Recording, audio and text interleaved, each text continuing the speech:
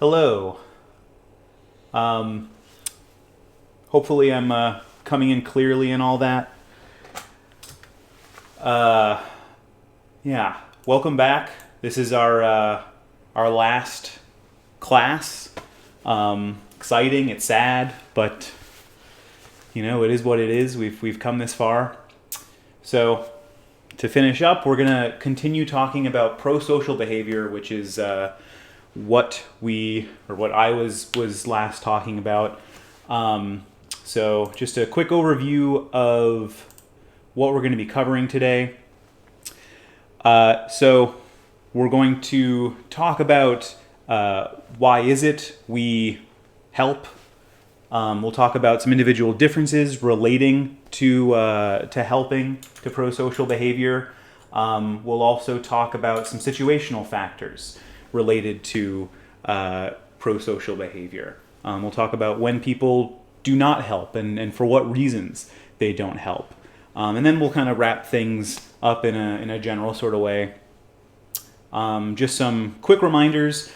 Our last virtual office hours will be on Monday from 3 to 4 p.m. The link is above. And your fourth reflection paper, final reflection paper, that's due tonight at midnight, as is the deadline for SONA credit. That is also tonight at midnight. Just a heads up, as I've mentioned a few times, because this is like the last day, because there's usually a lot of demand for slots on SONA. At this point, it is going to probably be more difficult to get into a SONA study at this point if you've waited this long. Just, want to put that out there. So if you don't see anything listed on SONA today, that could be why.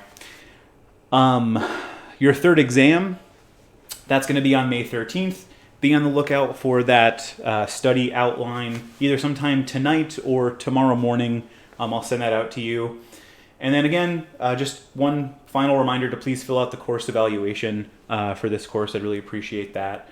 And then, this is the last goal check-in. Hopefully you all have been keeping up with the goals that you set out to work on, the self-care goals that you set out to work on earlier this semester. If not, honestly, not the end of the world, right? That's the kind of nice thing about self-care goals, is that there's no deadline for things.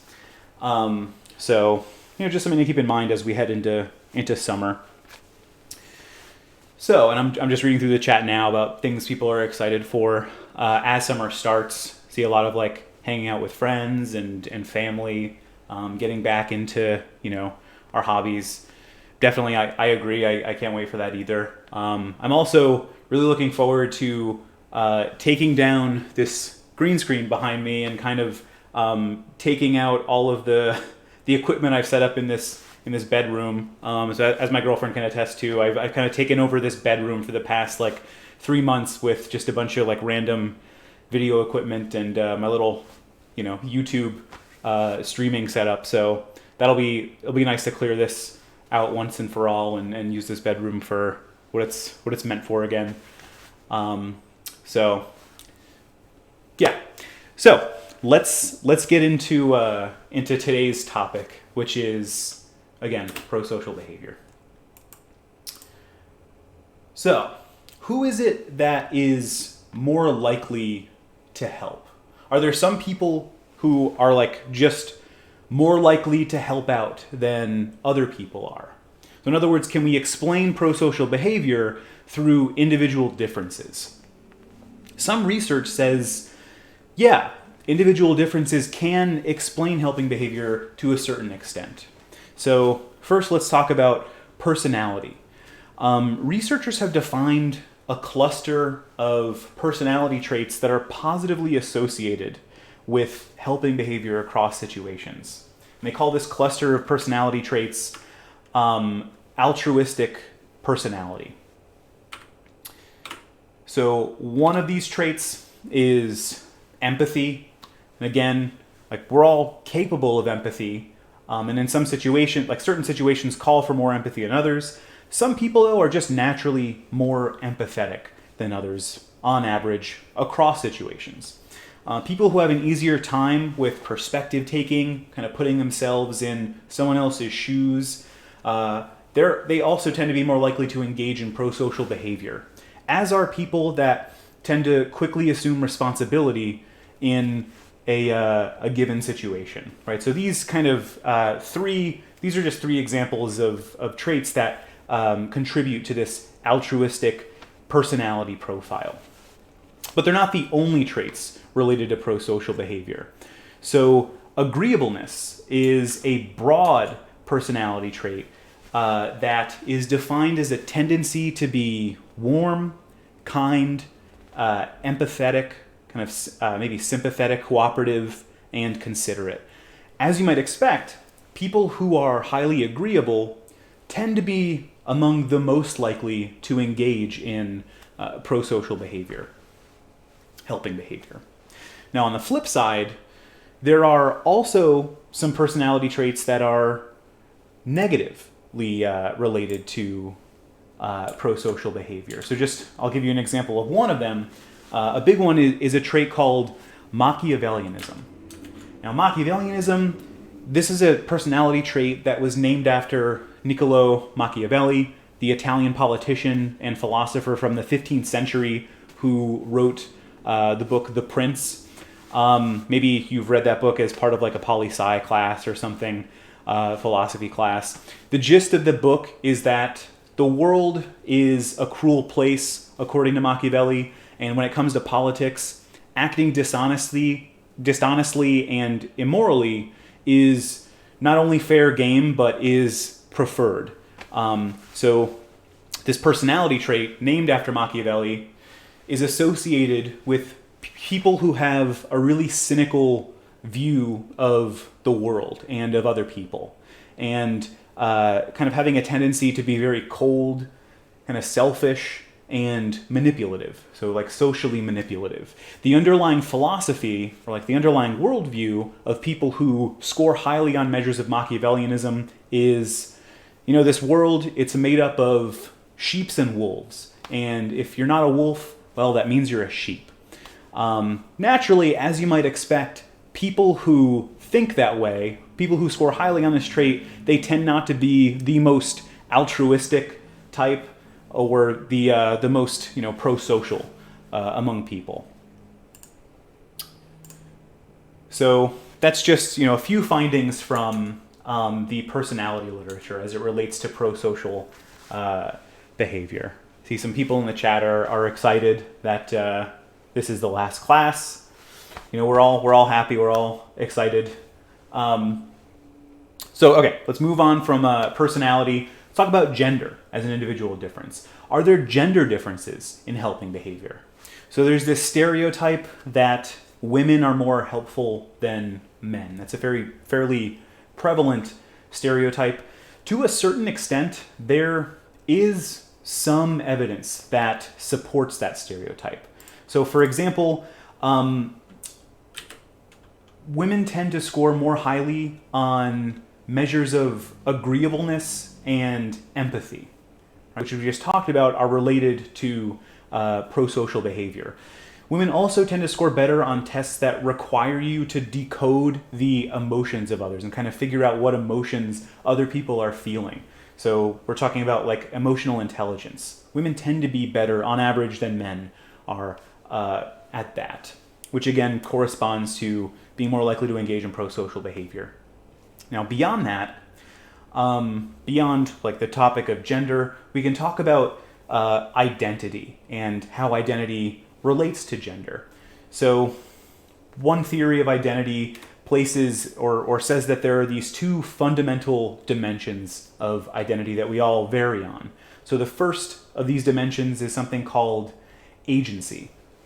Agency corresponds to being assertive, being confident, being active. And the second dimension is referred to as communion, which corresponds to being oriented towards others, being caring, and being compassionate. Right, so it's kind of like agency is, your main concern is getting ahead, with communion, your concern is getting along with others. So consistent with common stereotypes about men and women often score higher in communion than men do, right? And as you can kind of tell, just based on the definitions of each of these dimensions, being high in communion or being highly communal is associated with more prosocial behavior on average. And these differences I'm talking about in gender, they're also found across many different cultures. So the reason for why that may be, why women score more highly in communion than men do, and why they're more prosocial, that likely has something to do with a mix of biology and how men and women are socialized in society. So like women are socialized to be more communal. Just one example of this, you could look at the toys that we encourage young children to play with. And we see gender differences in the kinds of toys that we encourage kids to play with. Girls are much more highly encouraged to play with things like dolls than boys are, right? Having a doll, that's encouraging someone to form a relationship with that toy, to care for it as they would a person, right? And so that is one outcome of that is kind of fostering this, sense of communion, this sense of like personal responsibility for other people, helping others. That's just one example of how these sorts of sentiments, how these sorts of values are fostered in, women, also men, even in early life. Having said all that, the question of gender's relationship to helping behavior isn't really as simple as just, saying women are more helpful than men. Not that simple. The answer to who is more helpful may depend on what kind of behavior we're talking about. So Eagley and Crowley did a meta-analysis where they found that men and women, they're both helpful, but we see some ways in which they help differently. So men are more likely to help in situations that call for agentic behavior. Behavior that requires a person to be assertive, confident, risk-taking, and so forth. So for example, helping a victim on the subway or picking up a hitchhiker. Those are examples of prosocial behavior that require more agentic behavior. They also happen to be prosocial behaviors that men are more likely to engage in, on average, than women are. Women, on the other hand, are more likely to help in situations that call for communal behavior.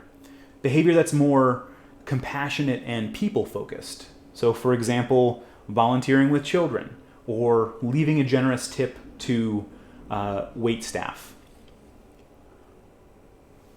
So we do see some gender differences, some fairly complex gender differences when it comes to prosocial behavior. And again, any questions about any of this, please feel free to post in the chat with those questions.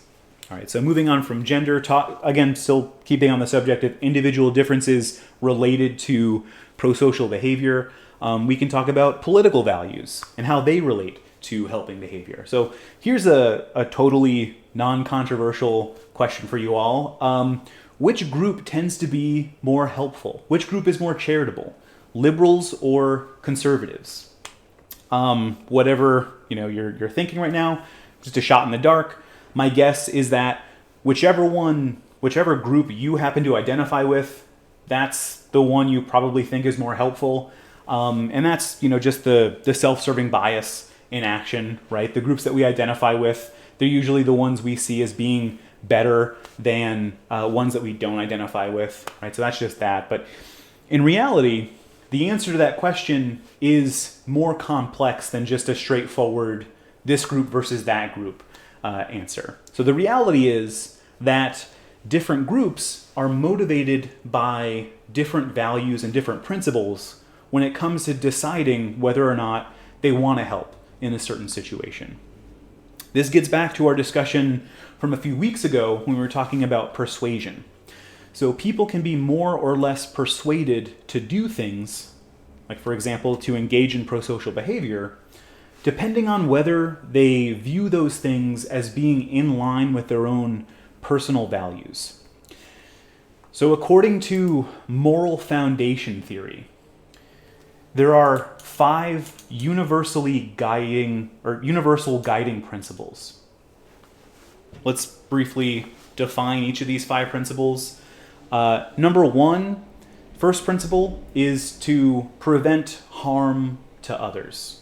Like cherish and protect other people. That is a universal guiding principle, something that we as human beings across cultures, we tend to see this as like a main guiding principle in life. Number 2, ensure fair treatment to all. Justice should be rendered according to a shared set of values. Number 3, be loyal to one's in-group.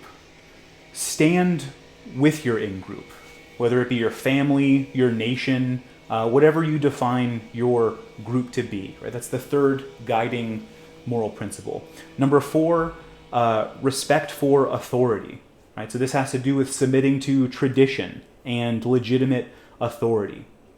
Number 5 is maintaining purity in one's actions, like having a sense of decency, having like a sense of shame almost, being chaste, not doing things that are seen by society as disgusting or indecent.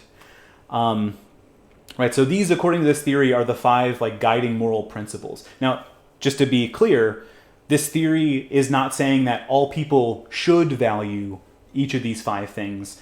What the theory says is that across cultures in society, these are generally things that people do value. So you might hear this list, and maybe you're thinking to yourself, like, okay, I could see how some people might value those things, but there are certain things on that list that really resonate with me a lot more strongly than some of the others. There might be one thought that you have.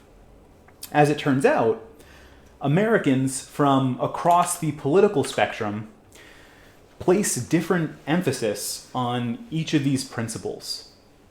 So in particular, liberals tend to strongly value those first 2 principles, but not so much the last 3, right? So for American liberals, really the first 2 are seen as like core principles, the other 3 not as strongly endorsed.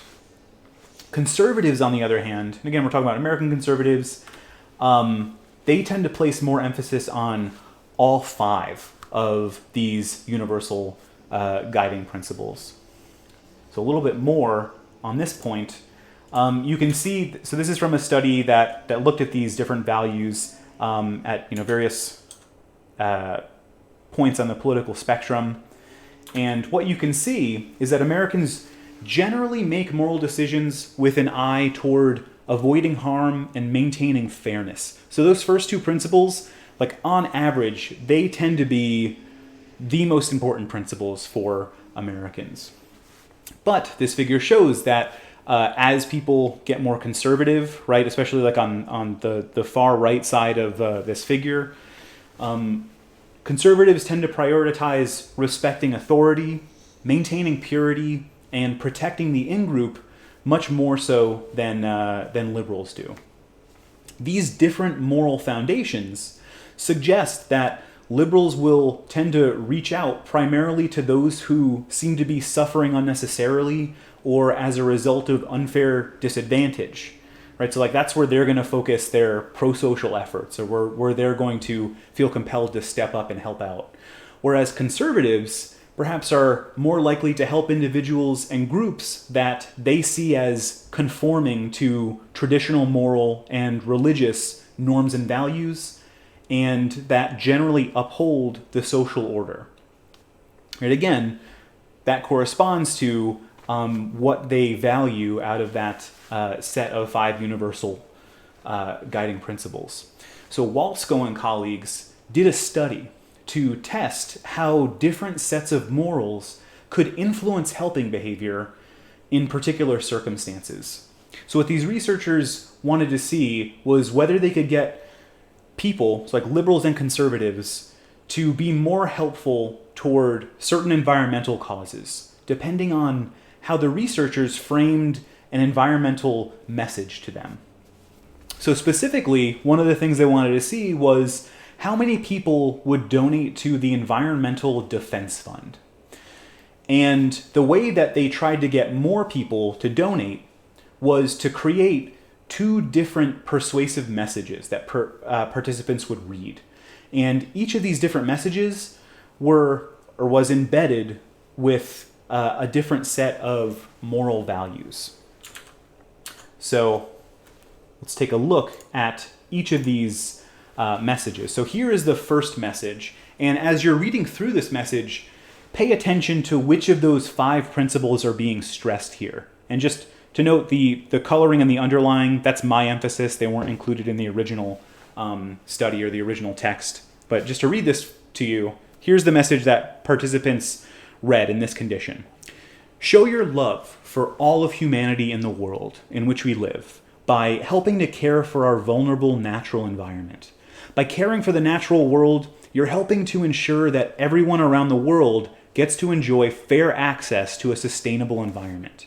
Do the right thing by preventing the suffering of all life forms and by making sure that no one is denied their right to a healthy planet. Show your compassion. So, what are the themes that we see being stressed here?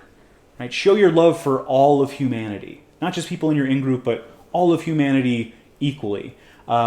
Everyone around the world. Everyone should get fair access. Right? These are all appeals to fair treatment of all people.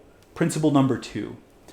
Prevent suffering, show your compassion. Those are appeals to the harm prevention principle.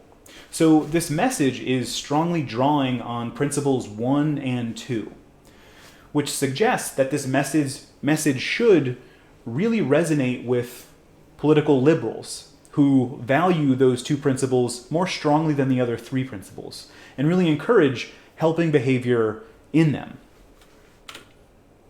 And now compare that to the second message. So again, this is the second message that participants read in the second experimental condition. Again, pay attention to which principles are being stressed here. Show you love your country by joining the fight to protect the purity of America's natural environment. Take pride in the American tradition of performing one's civic duty by taking responsibility for yourself in the land you call home. By taking a tougher stance on protecting the natural environment, you will be honoring all of creation. Demonstrate your respect by following the examples of your religious and political leaders who defend America's natural environment. Show your patriotism. So what we have here are appeals to think about America, right? Think about not everyone around the world, but like Americans doing their American duty. Think about your nation, the land you call home. Be patriotic. There's a lot of stressing allegiance to the in-group here, right? They're really playing on that particular principle. There are also appeals to respect authority, right? Honor creation or follow the examples of your religious and political leaders. There's also an appeal to a sense of purity, right? Fight to protect the purity of America's environment. Based on the things that this message contains, it should theoretically appeal much more strongly to conservatives who, again, tend to more strongly value those last 3 principles on the list, at least compared to political liberals. So let's look at the data to see if either of those things actually played out. So did these appeals work? Well, you can see here, I'll show you a series of figures. Just for a standard of comparison, here is the control condition, which did not present participants with either of those messages, right? So they weren't given a persuasive message. In this case, for both liberals and conservatives, about 22% of people agreed to donate. So both groups were roughly equal to start in terms of who agreed to give a donation to the EDF. So here's that first message, that more like compassionate appeal. So compare that control condition to those who were exposed to the compassionate message, which emphasized the first and second moral principles. Now we can see that this message, it worked as intended for the liberal audience. More liberals donated to the cause in this condition than did the liberals in the control condition. So there was an increase there. But also, look at what happened for the conservatives. This message did not really resonate with them or their moral principles at all. In fact, it was so discordant with them that fewer conservatives were willing to donate after hearing this message compared to those in the control group who heard no message. Now, how about that second message, the more conservative appeal, which really emphasized those last three moral principles? Now, here you can see significantly more conservatives agreed to donate after hearing this patriotic message, about 33% compared to 22% in the control group. This message persuaded them to engage in a particular pro-social behavior because it appealed to the morals that were most, or were likely most important to them. However, for liberals, this message had the opposite effect, where you can see that fewer liberals donated after hearing this really patriotic message compared to the control group. Likely, again, because it didn't mesh with what they found to be morally important. The takeaway from this study is that people of any value set can be persuaded to be more helpful and can be made more likely to engage in pro-social behavior, so long as that persuasive attempt appeals to their values.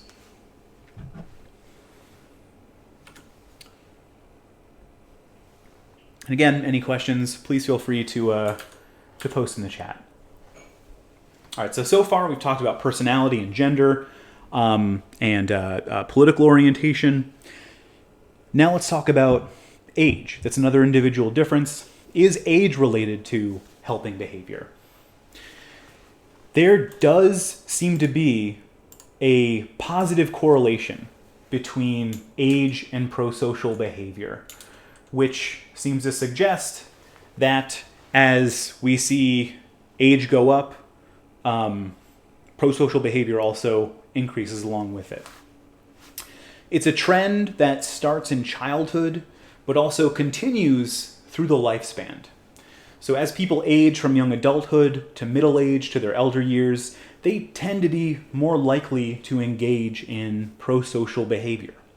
So this figure behind me is from a study by Van Lang and colleagues, who asked people in various age groups the extent to which they identified as a pro-social person, so someone who tries to maximize outcomes for both themselves and others, or the extent to which they identified as an individualist or a competitive type of person, so someone who does not care about maximizing other people's outcomes. You can see that as the age groups go up, people are more and more likely to have a pro-social orientation. Now, I should stress, though, because this is a correlational study, we need to be really careful about the conclusions that we draw from it, right? So maybe it's the case that as people get older, they become less competitive and more pro-social. That is one potential explanation for this relationship. An alternative explanation, maybe it's just more likely that pro-social people who are just naturally more helping and more pro-social, they're more likely to survive into old age than very competitive people are. Again, we can't say for sure just based on this data, this correlational data, but nonetheless, we do see a positive correlation between age and helping behavior. So that's yet another individual difference that is related to pro-social behavior. All right, so we've been talking about these individual differences or person-related variables that make it more or less likely that someone will be helpful. But turning to Levine's equation, as we've done time and time again, we know that a person's behavior is not just a function of their personality or who they are as a person. It is also a function of the situation that they're in, the context in which they are behaving. So we've talked about a bunch of these person-related variables, right? Personality, gender, age, political orientation. Now let's talk about some situational factors that influence prosocial behavior. So what are some of the situational factors that make it more or less likely that someone will want to engage in helping behavior? More or less likely that someone will, for example, come to another person's aid on the street. How about where you live or where you grew up? Does that have some effect on people's prosocial behavior? Where people live and the environment in which they grew up is a situational factor that does indeed influence a person's likelihood of helping in a situation that calls for it. So there's a tendency to assume that smaller communities tend to be friendlier than big cities, right? So there's kind of this stereotype about like city people versus people who live in more rural communities. More rural people the stereotype is that like they're friendlier, they're more helping and so forth. There actually may be some real truth to that stereotype or to that assumption. So according to the urban overload hypothesis, the reason for that kind of behavior, it's not, it's not some like biological difference between rural and city dwelling people. It has more to do with the fact that people who live in cities tend to be surrounded by like a lot of distractions. Cities tend to be fairly overwhelming places, right? So if you ever lived in a city before, or even if like you visited a big city like Manhattan, or even, Columbus, there's a whole lot going on at all times. There are sirens going off, there are babies crying, there's people talking, shouting, honking their horns, lots to potentially attend to as someone just walking down the sidewalk. It's a whole lot to deal with. And so in order to effectively live in that kind of environment and not be totally overwhelmed every time they go outside, city dwellers have a tendency to narrow their scope of attention. So they block out a lot of all that stuff that's irrelevant to them. Or at least they don't pay as much attention to it all. What that means, though, is that, yes, they can get on with their day without being interrupted every second, but what it also means is that they're less likely to recognize situations that might call for their help, simply because they're not psychologically attending to those situations. Which is why, if your car breaks down in the middle of the city, you could have 1,000 people walk by you or drive right past you without batting an eye. But if the same thing were to happen to you out in the country, you're more likely to get someone who will stop and ask if you need a hand. There is some data backing up this claim.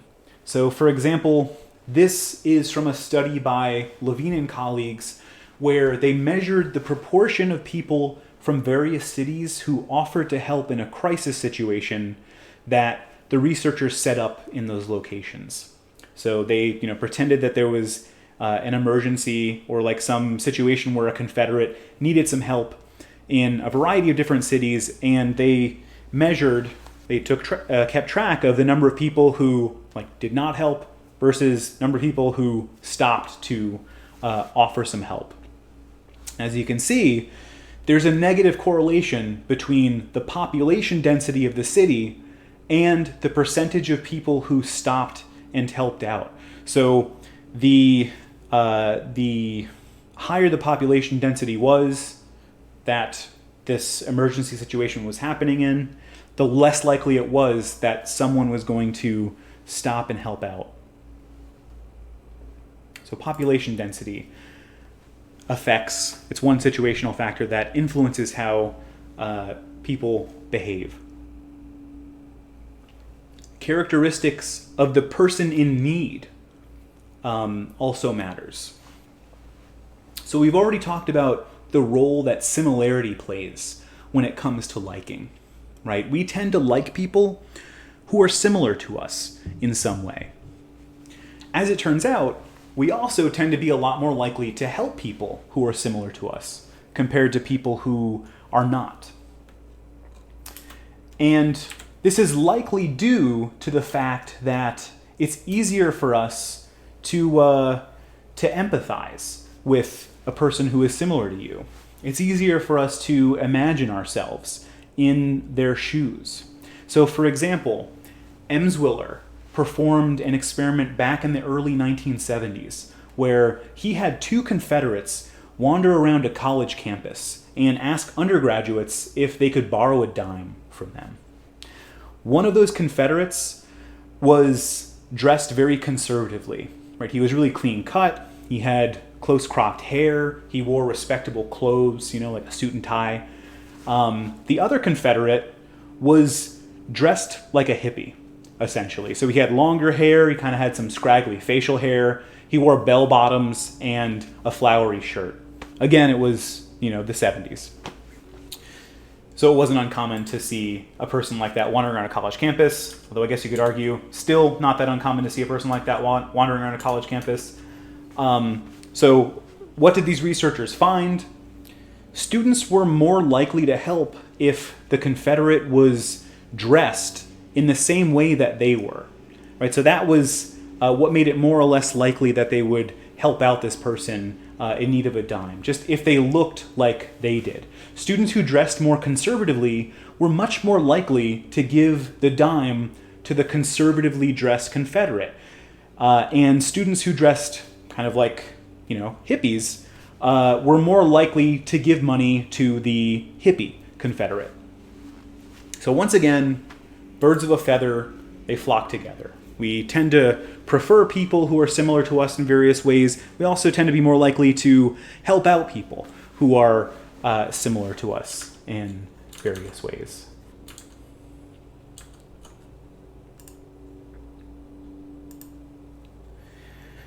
So, again, people help others who are like them, which it sounds all well and good until you realize that there's kind of a sinister side to that statement, which is that people are less likely to help out others who are dissimilar to them, or those who belong to groups that they may hold certain prejudices against. This applies to a variety of group characteristics, but one of the more commonly studied ones is race or ethnicity. To give one example of a study having to do with this subject, Kunstmann and Plant set up a situation with white and black participants where a Confederate pretended to fall and get seriously injured. Sometimes that Confederate was a white person, and sometimes that Confederate was a black person. On average, both white and black participants helped that person in need about 74% of the time. So there wasn't a difference in which group, either white or black, was more helpful overall. However, there was a difference in terms of which group received more help. When the victim was white, 88% of white participants came to their aid. When the victim was black, only 58% of white participants came to their aid. For black participants, there wasn't actually a significant difference in who they helped based on race. But we did see this major difference for white participants.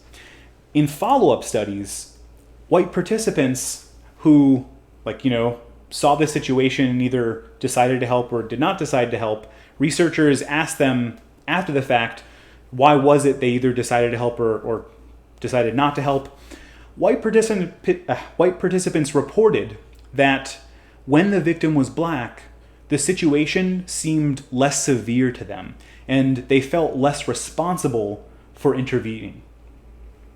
This is just an example of how prejudice can not only impact a person's behavior, like their decision to help or not, but it can also influence their interpretation of an event, right? How serious did they view this event as? How personally responsible did they see themselves as in the situation? So prejudice impacts all of this. That last finding, that white participants tended to view the situation as less serious when the victim was black, gets at another phenomenon that influences how likely it is that a person might recognize that someone needs help. So the empathy gap refers to a tendency to underestimate the amount of pain that another person might be experiencing in a given situation. And that goes for both physical and psychological pain.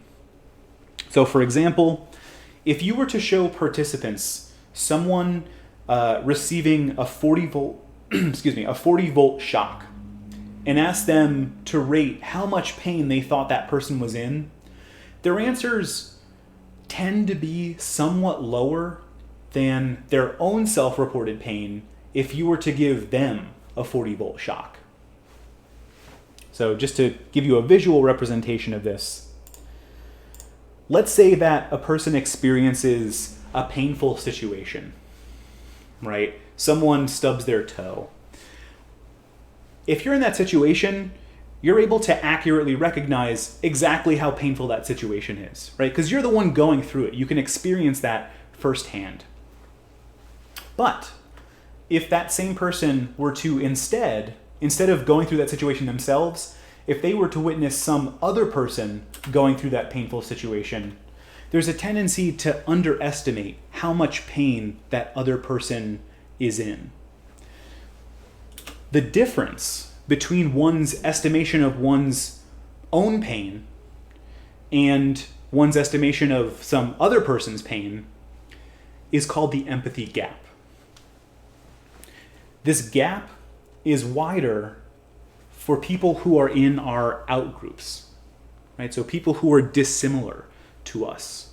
And that's because, just as we discussed, it's harder for people to empathize with and take the perspective of someone who is not similar to them compared to someone who is. And you can see how the empathy gap might be a problem when it comes to helping behavior. If we see someone who is actually in real pain and in need of assistance or is in an actual emergency situation, underestimating their level of pain may make it less likely that we'll give that person the aid that they really need, because we don't perceive the situation as being as serious as it actually is. This gap can be reduced or even closed, though. So for example, encouraging perspective taking is a really useful way of closing this gap.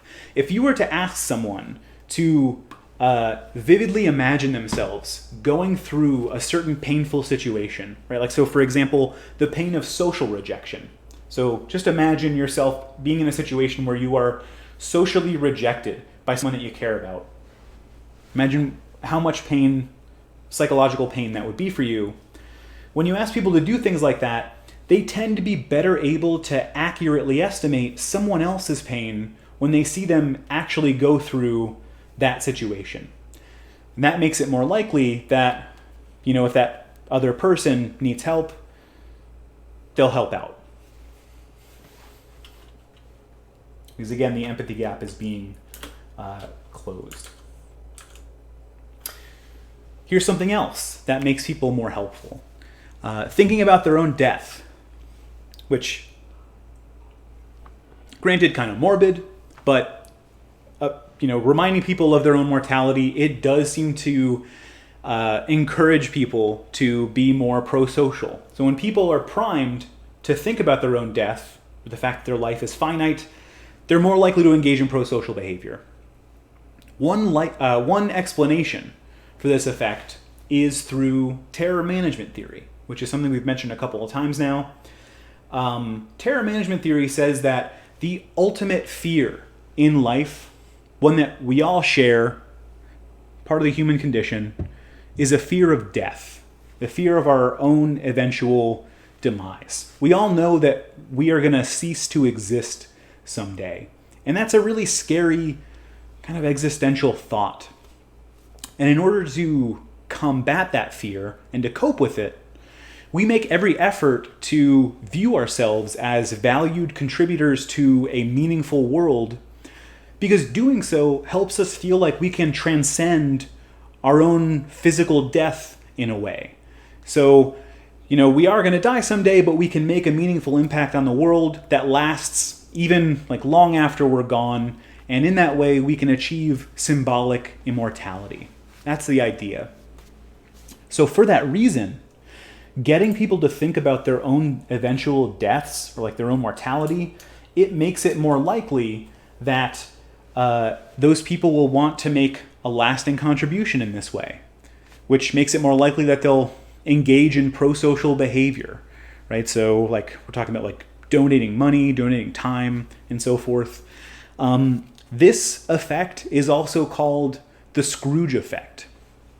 If you think about A Christmas Carol by Charles Dickens, right, that famous story, maybe you've seen a version with Muppets. The last ghost that visits Ebenezer Scrooge towards the end of that story, it's the ghost of Christmas Future, who shows Scrooge what the world will be like after he dies. Nobody cares that he's dead. Barely anyone attends his funeral. His grave is all like grown over with plants. It's totally neglected. And that ultimately is what scares Scrooge into changing his behavior, into becoming more compassionate, more kind, caring, charitable. He's afraid of his mortality and what his legacy might be. And that's what spurs that change in him. So that's just, a literary example of this effect in action. So we've talked about what makes it more likely that people will help. What about the opposite? What makes it less likely that people are going to help? Right?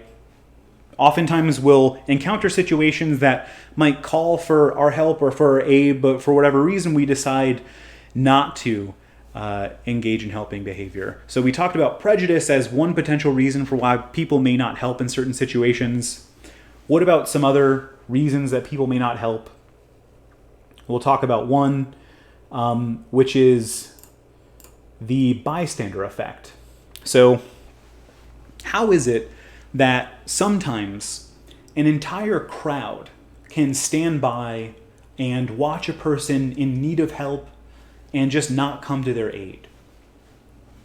There was a woman named Kitty Genovese. She was a young woman living in New York in the 1960s. One very early morning, like 2 or 3 o'clock in the morning, on her way home from her job as a bar manager, she was attacked in the street. She was assaulted and stabbed multiple times in an attack that lasted 30 full minutes. It was reported originally that 38 people had witnessed this attack from their apartment windows, just watching from their apartments. That exact number of witnesses has been disputed, but we do know that there were many witnesses. Not only did no one intervene in the attack, but not one of those witnesses even called the police until the attack was over. So Kitty Genovese, she died that night. This story made national news, and it sparked a lot of outrage and also a lot of research into how this sort of thing could have happened. From that research, social psychologists have documented something that has been called the bystander effect.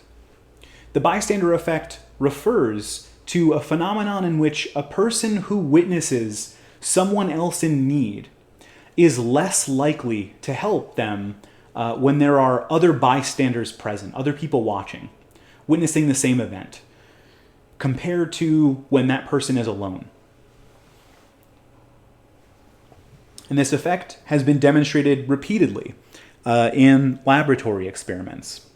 And it's been applied to contexts beyond just helping behavior. So whenever people are presented with a situation that calls for action to be taken, any sort of action to be taken, they're less likely to act when there are other people present. So why is that? What causes this bizarre behavior in people that prevents them from helping or prevents them from acting in a way that they should? Well, it's thought that there are a few mechanisms at play here. The first is something called pluralistic ignorance. This is a situation in which people will rely on cues from others to identify whether help or action is needed in a particular circumstance. So it's like everyone in a crowd is silently waiting for a cue from other people in the crowd that something is wrong. Meaning that in actuality, nobody's doing anything. Everyone's just waiting around in this way. Everyone's unintentionally sending the message that everything's okay and no action needs to be taken. I'll give you an example of this from my own life. This past summer, last year, I was doing an internship in Los Angeles. One day in July, I was sitting in an office with two other people, two office mates. We were all doing our work on our computers. And then something kind of weird happened. The walls of our office started to creak. Like you could hear the walls kind of creaking. And then after a few seconds of that, the creaking turned into a vibrating that you could feel in your seat, like through the floor. And the floor started rocking a little bit, back and forth. The building was swaying. So what was actually happening was an earthquake. I was experiencing an earthquake. What we should have done, the three of us in this office, was immediately gotten out of our chairs and taken shelter beneath our desks. That's what you're supposed to do in an earthquake. For those of you who are not from an area where earthquakes are a frequent thing, I am not, right? But what we actually did was nothing. Nobody in that office moved or even said anything, myself included, for a good 30 seconds. We just all sat there. Like we could all definitely feel something odd happening. And like I've never experienced an earthquake before that, so I wasn't 100% sure what it was I was feeling, what was going on, although I definitely could tell that something was happening, something wrong. And I distinctly remember thinking to myself, okay, I don't know what's going on right now, but nobody else is doing or saying anything. Nobody else is reacting. So whatever's happening right now, it must not be a big deal. And so I sat there until finally I kind of glanced over at one of my office mates, and she was glancing back at me at the same time. And she was like, "Do you feel that?" And then I'm like, "Yeah." And the other person in the room was like, "Yeah, I also feel that. I think this is an earthquake." And it was only then, when we acknowledged it to each other, that we finally snapped into action. Those few moments where we were all just sitting there and doing nothing, even though we clearly felt something weird going on, that was pluralistic ignorance, right? So I was kind of assessing the situation, and I could sense that my office mates were not doing anything, and so I took that as a cue to not do anything myself. It's weird, it's irrational, but it's a very common thing to experience when you're in a crowd like that. A second thing that leads to the bystander effect is diffusion of responsibility.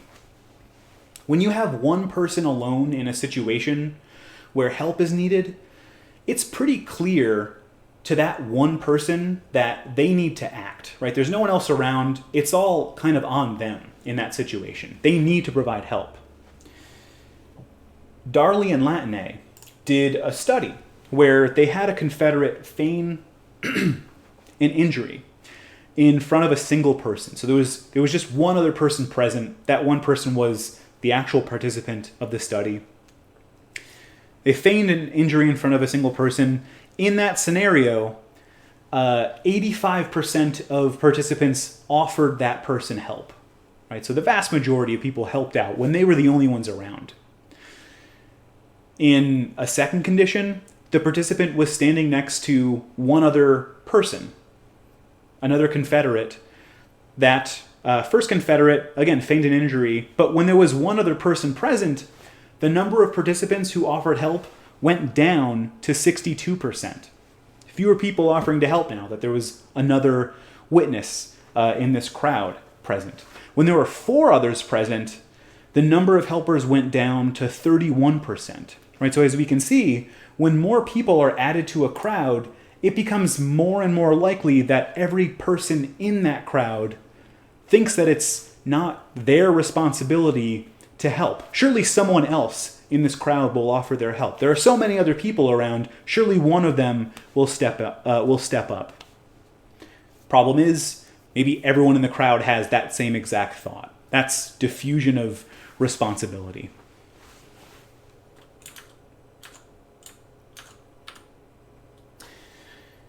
So there are some barriers to prosocial behavior. How do we go about encouraging prosocial behavior in people? How can we make it more likely that people will get help when they need it? First, just some general findings from the research. So number 1, we can model prosocial behavior. According to social learning theory, providing people with models of desired behavior will make them more likely to engage in that behavior in the future. Right? So if a child is exposed to like an adult model who is very eager to help out others and very frequently helps out others, maybe that child is going to be more likely to engage in those same behaviors that they're observing when the situation calls for it. Encouraging perspective taking and empathy can also help, as we mentioned. That's how like the empathy gap can be closed. Fostering a sense of moral inclusion also encourages helping behavior. So what is moral inclusion? Well, let's define the opposite first. Moral exclusion. Moral exclusion refers to the perception that certain people or certain groups of people are outside the boundary that we apply moral values and rules of fairness to. So for example, there's a strong tendency to morally exclude people from developing countries and apply a different set of moral values to them. So let's say you turn on the news one day and you see that there's a terrorist attack that just occurred within the United States somewhere. You would likely see that as a terrible tragedy, right? That there was a terrorist attack, let's say in Chicago or something, right? That would be seen as a terrible tragedy around our country, which it is, right? That would be an accurate assessment of that situation. But when people see on the news that there was a terrorist attack that occurred somewhere in, Syria or Afghanistan, where multiple people were killed, there's a tendency to not care as much. And that's because of moral exclusion, right? Those people those people within those developing countries are kind of outside of this moral inclusiveness zone. So fostering a sense of moral inclusion makes it less likely that those sorts of uncaring attitudes are going to be sustained. There are also steps you can take to increase your own prosocial behavior and the helping behaviors of others within specific situations. So these are just like some tips should you be in a situation that calls for, maybe calls for your help or for help from someone in a crowd.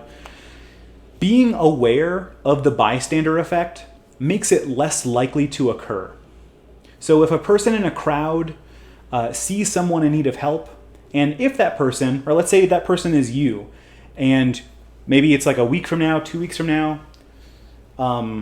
whenever the next time you're allowed to stand out in a crowd somewhere, whenever that may be, say you're standing there, you see someone in need of help, well, now you're aware of the bystander effect.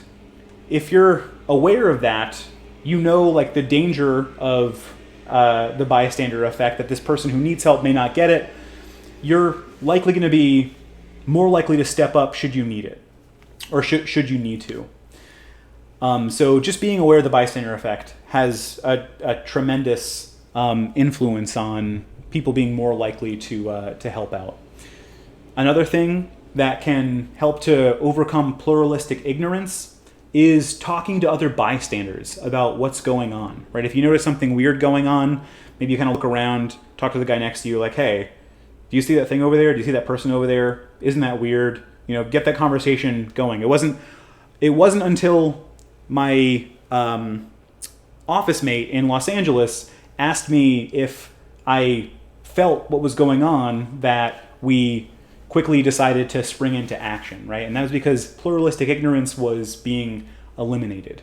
So this is kind of like the whole idea behind if you see something, say something. If you ever heard that phrase before, this is the whole idea behind that.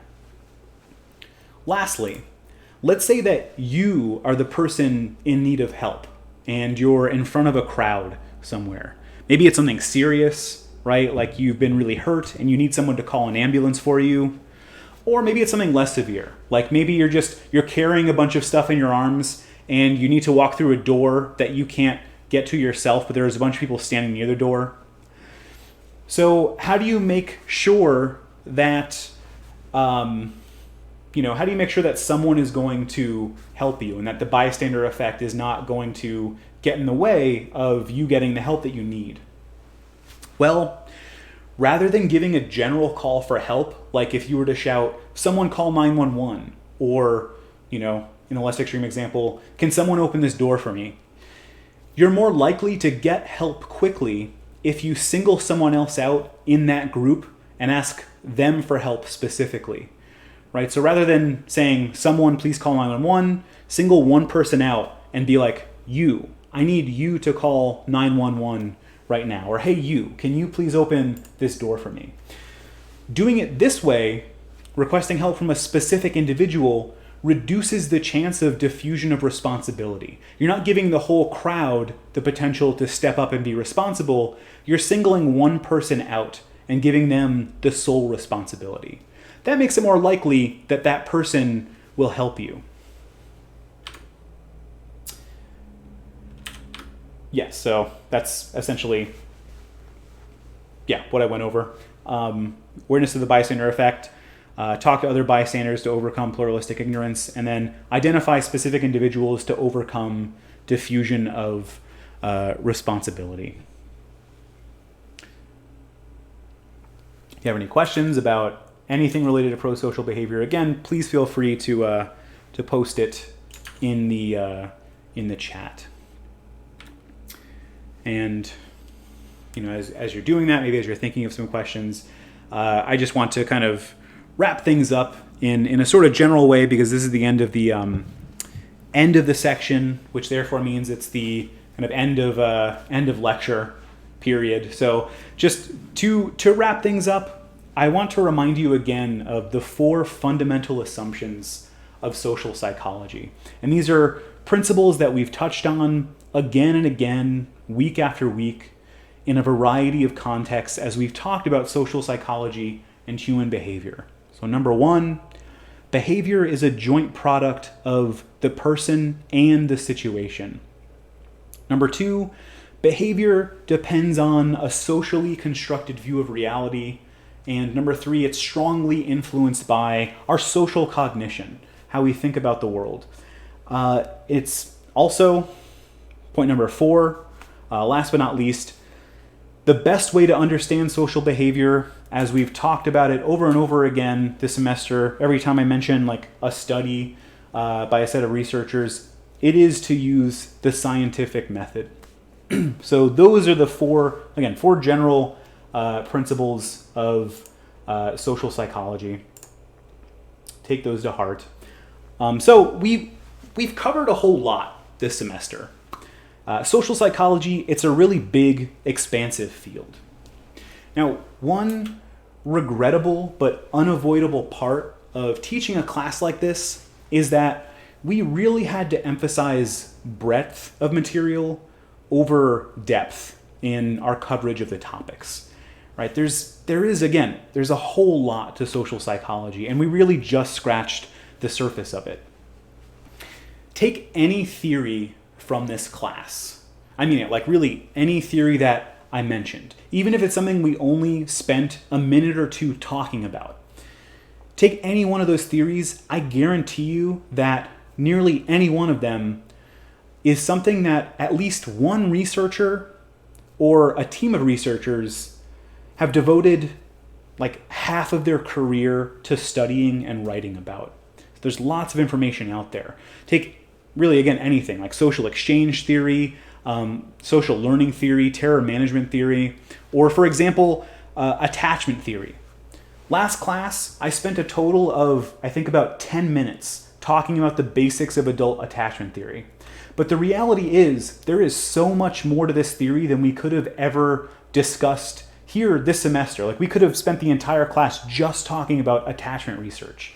There have been over 25,000 peer-reviewed journal articles about attachment theory, over 1,500 books published on attachment theory.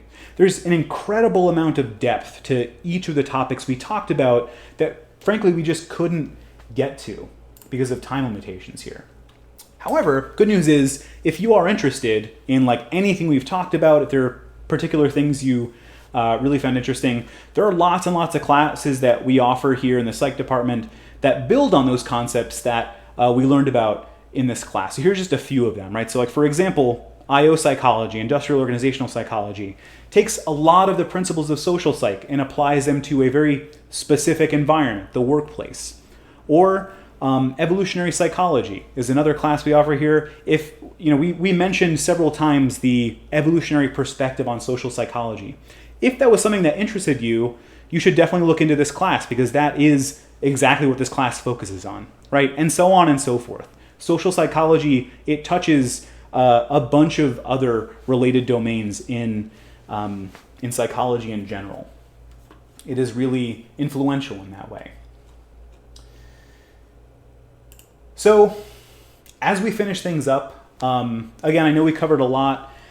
I also know that the reality is that within just a couple of months, right, like it'll be July, August, you're probably gonna have forgotten like well over half of the stuff that we've talked about this semester. And that's not on you. It's just the reality of human memory and forgetting. But hopefully there are at least a few concepts that you found interesting, things that you'll remember later on, like when you think back to this class or when you run into certain situations in your lives that relate to those concepts, right? Like fundamental attribution error. Every time someone cuts you off on the highway, every time someone cuts me off on the highway, that's what I think of, the fundamental attribution error. So I'm just gonna kind of tell you now. I'll give you a heads up. There's gonna be a bonus question on the exam. And that question is, what is it that you feel like you're going to take with you from this class? So as part of this question, I want you to name and define some theory, concept, or finding that you found to be most interesting. And maybe just write a sentence or two about why you found it interesting, or like how it applies to you, or how you think it will apply to you. You could really write about anything that we've covered, so long as you correctly define it. So I am just looking for, accurately name it and accurately define it. But the reason why I'm telling you all of this in advance, right, again, this is just a bonus question. The reason why I'm telling you about it in advance, though, is because I do really want you to think about your answer. So, like, don't just say, the empathy gap, just because it's something you happen to study for this test and you happen to have its definition in mind. Don't do that. Like, I really want you to reflect on what your answer is. So, like, as you're studying for this next exam, maybe flip back through the rest of your notes as well and kind of just see what catches your eye. Really think about what it is that you found most interesting, or what you're going to take with you from this class. So, yeah.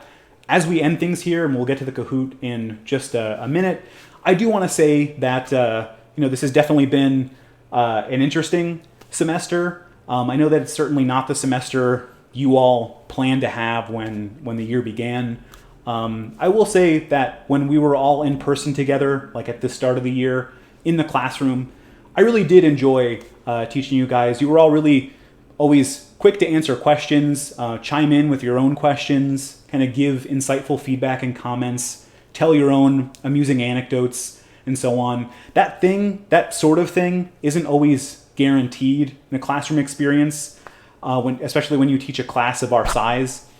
So I really did appreciate that, and I am a little sad that we had to continue the rest of the semester from this, or like this, like from afar.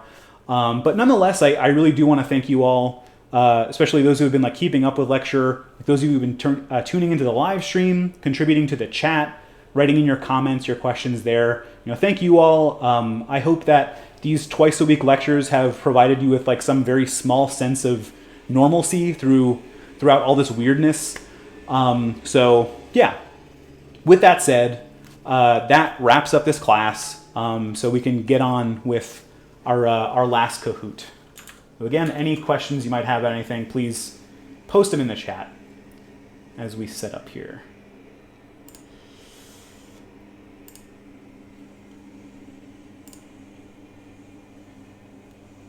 All right.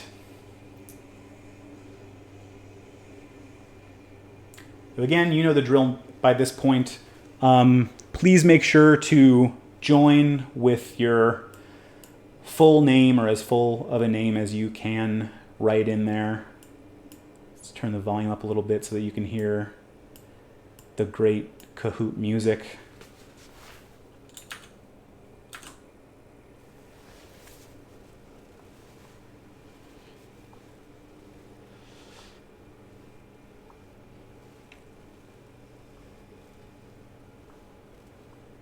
Thank you all in the chat. I appreciate it. Also, I'm reading, someone says, I think this is about population density and helping behavior, that they agree with that, just moving from Toledo to a very tiny town. Yeah, there definitely is a big difference. It's noticeable just like walking around.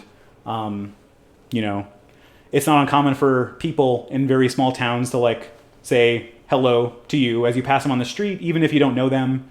If someone does that to you in a big city, you tend not to want to engage with those people because there's like an automatic like suspicion that pops up, right? So yeah, it's definitely noticeable.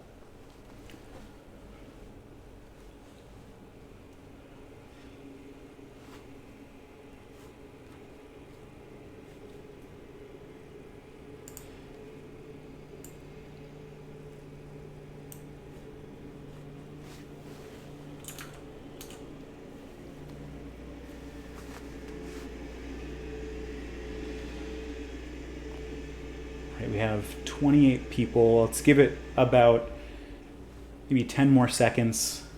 We'll ask the people to join.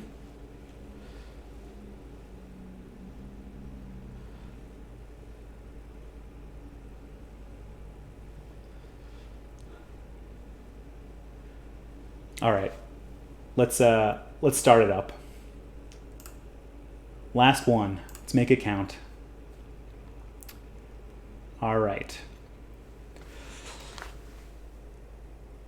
So, which of the following is an example of true altruistic helping? Is it, oops, answers are covered on my screen. Okay, is it helping because you expect a monetary reward in return? Helping so that you can receive praise and thanks?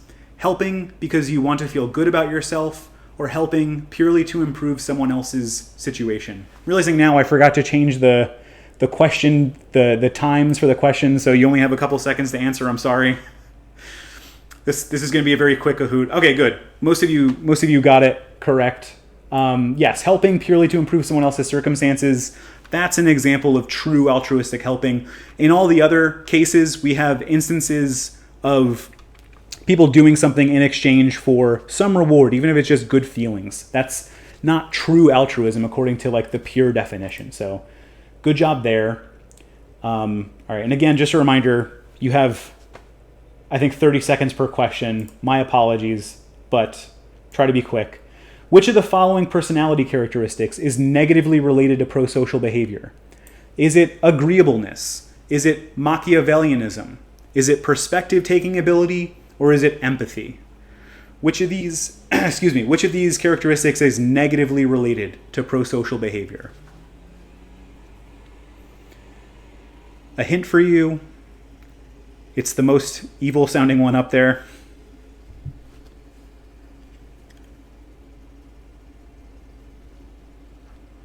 Yes, again, majority of you got it correct. Machiavellianism. negative relationship between prosocial behavior and Machiavellianism. Great job on that one. All right, third question. Which of the following makes it less likely that a person will engage in prosocial behaviors? A, if they're being morally inclusive. B, if they are the only person present when someone else needs help. C, if they are reminded of their inevitable death, their own mortality. Or D, if they live in a densely populated city. Which of the following makes it less likely that a person will engage in prosocial behaviors?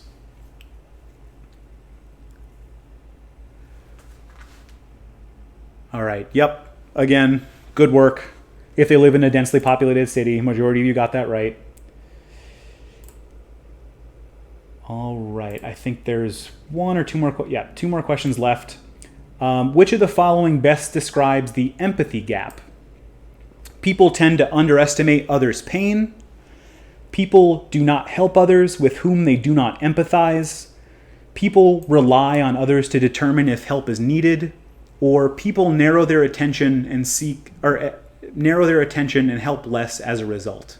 Which of those describes the empathy gap?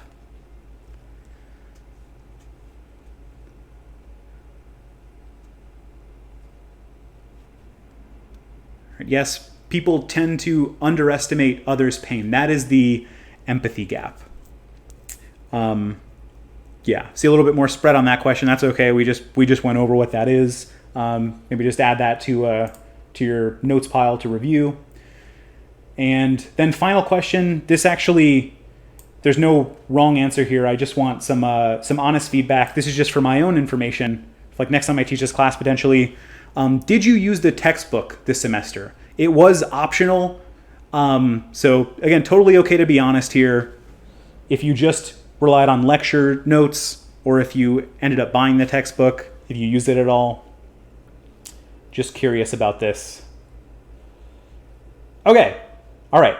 Fair enough. Most of you did not use a textbook at all. Again, it was optional. So that's totally okay.